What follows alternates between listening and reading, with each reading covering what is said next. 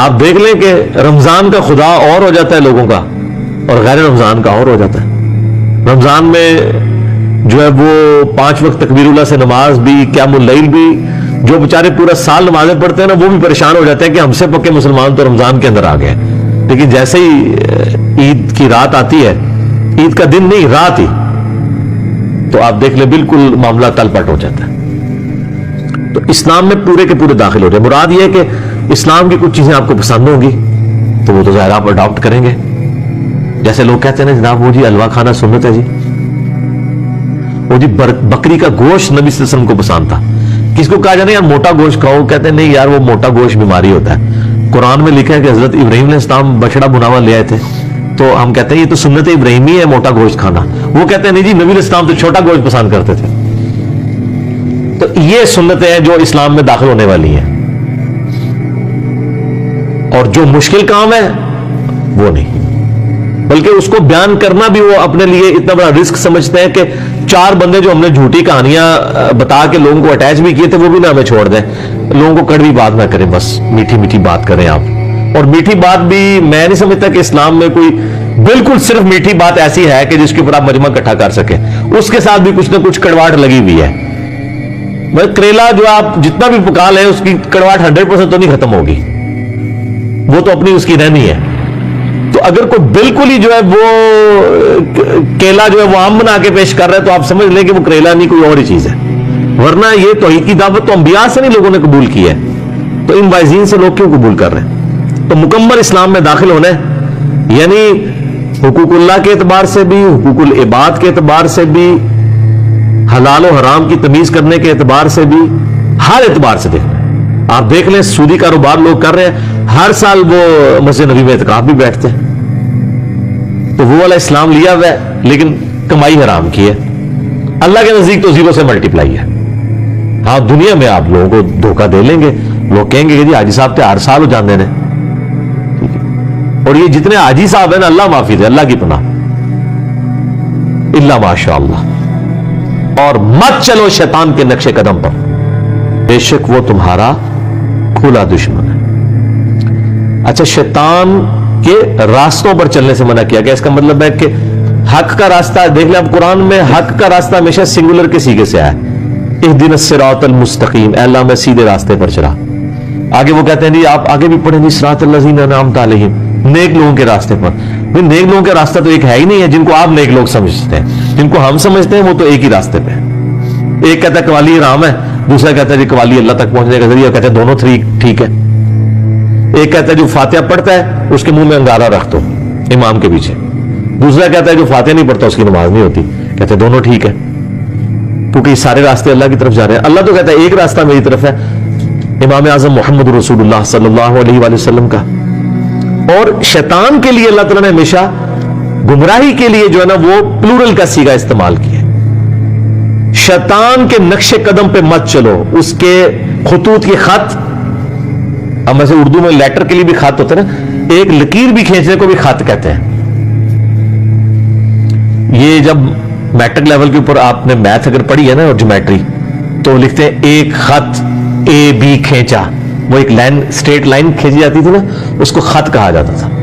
تو یہ خطوات شیطان, شیطان کے راستوں کی پیروی مت کرنا, بے شک وہ تمہارا کھلا دشمن ہے. اس کانٹیکسٹ میں ایک حدیث ہے مسند احمد میں, نبی صلی اللہ علیہ وآلہ وسلم نے زمین پر نا ایک سیدھی لکیر کھینچی اور آپ نے اس کے دائیں بائیں یوں ٹیڑھی لکیریں کھینچی, اور پھر آپ نے سیدھی لکیر کے اوپر نا یوں انگلی رکھ کے نا یوں اس کے اوپر انگلی کو چلاتے ہوئے سورہ الانعام کی آیت پڑھی, وَأَنَّ هَذَا صِرَاطِي مُسْتَقِيمًا, اور یہ کہ یہ ہے میرا راستہ جو کہ بالکل سیدھا ہے, اس راستے کی پیروی کرو, ادھر ادھر کے ٹیڑھے راستوں کی پیروی مت کرو, ورنہ تمہیں وہ میرے راستے سے بہکا دیں گے.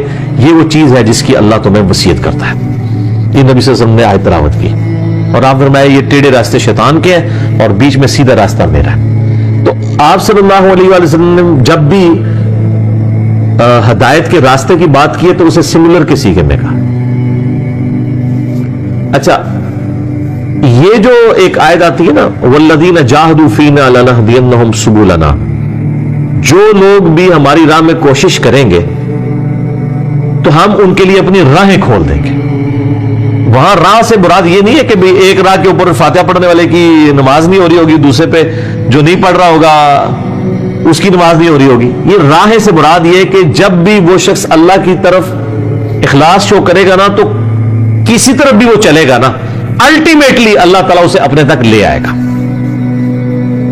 حضرت سلمان فارسی کہاں سے چلے ہیں؟ نبی علیہ السلام کے مبارک قدموں تک پہنچ گئے. ہم میں سے کتنے لوگ ہیں آپ اگر ان کی بایوگرافی دیکھیں تو بڑے اخلاص کے ساتھ گمراہی کے راستے پہ چلنے کی کوشش کرتے ہیں، اللہ تعالیٰ بیچ میں سے اچک لیتا ہے. کتنے لوگ ہیں آپ ان کی لائف سٹوریز دیکھیں کس طریقے سے ہماری ویڈیوز تک پہنچے ہیں، نیگیٹیولی نیت کے ساتھ انہوں نے ویڈیو کھولی ہے، سنیے اللہ نے ہدایت دے دی ہے. تو یہ راہیں ہوتی ہیں، یہ کلپس ہیں آج کی ماڈرن فارم میں. والذین جاہدوا فینا لنہدینہم سبلنا، یہ ہمارے کلپس ہیں ماڈرن فارم. کوئی حسینیت والے ٹاپک کی وجہ سے یہاں پہنچ جائے گا، کوئی قبر پرستی کے خلاف کلپ دیکھ کے پہنچ جائے گا، کوئی توحید کی بات سن کے پہنچ جائے گا، کوئی نماز کے طریقے کی وجہ سے پہنچ جائے گا، کوئی حج اور عمرے کی طریقے کی وجہ سے پہنچ جائے گا. یہ اللہ نے اتنی راہیں کھول دی ہیں لیکن الٹیمیٹلی وہ آئے گا نبی صلی اللہ علیہ وآلہ وسلم کی مبارک تعلیمات تک. یہ نہیں ہوگا کہ وہ کسی شخصیت کے ساتھ اٹیچ ہو رہا ہوگا. فَإِن زَلَلْتُم مِّن بَعْدِ مَا جَاءَتْكُمُ الْبَيِّنَاتُ فَاعْلَمُوا أَنَّ اللَّهَ عَزِيزٌ حَكِيمٌ. اور اگر تم پھسلنے لگو اس کے بعد کہ تمہارے پاس روشن دلائل آ چکے ہیں تو پس جان لینا اللہ بڑا زبردست ہے اور حکمت والا ہے. یعنی اس کے اندر دھمکی موجود ہے کہ وہی کے ہوتے ہوئے بھی اگر تم پھر بھی پھسلنے لگے نا تو راہ راست پہ آ جانا، کیونکہ اللہ نے تمہیں وہی کا علم دیا ہوا ہے کتاب و سنت کی شکل میں اپنے پیغمبر کے ذریعے صلی اللہ علیہ وآلہ وسلم. هل ينظرون إلا أن يأتيهم الله في ظلل من الغمام والملائكة وقضي الأمر وإلى الله ترجع الأمور. کیا یہ اس بات کا انتظار کر رہے ہیں کہ اللہ تعالیٰ جو ہے وہ بادلوں میں سے اتر آئے اور فرشتے اور پھر ان کے درمیان فیصلہ کر دیا جائے؟ یعنی قیامت کے دن کی طرف اشارہ ہے. وَجَاءَ رَبُّكَ وَالْمَلَكُ صَفًّا صَفًّا جو سورۃ الفجر میں آتا ہے کہ اللہ اور فرشتے قطار در قطار اس زمین پہ اتر آئیں گے جیسا کہ اللہ کی شان کے لائق ہے. اس زمین کے اوپر ہی میدان معاشر قائم ہونا ہے. تو اللہ تعالیٰ ہمارے یہ اب قیامت کا انتظار کر رہے ہیں کہ قیامت آئے گی، اللہ کے ان کے درمیان فیصلہ کرے گا، پھر انہوں نے حق بات قبول کرنی ہے. بھی اللہ نے جو بتانا تھا وہ بتا دیا ہے. یہاں بھی لوگ کہتے ہیں نا وہ جی آگے جا کے پتہ لگ جائے گا کون ٹھیک ہے. آگے جا کے پتہ نہیں لگے گا، لگ پتہ جائے گا، کیونکہ آگے سے واپس نہیں نہ آ پا سکتے.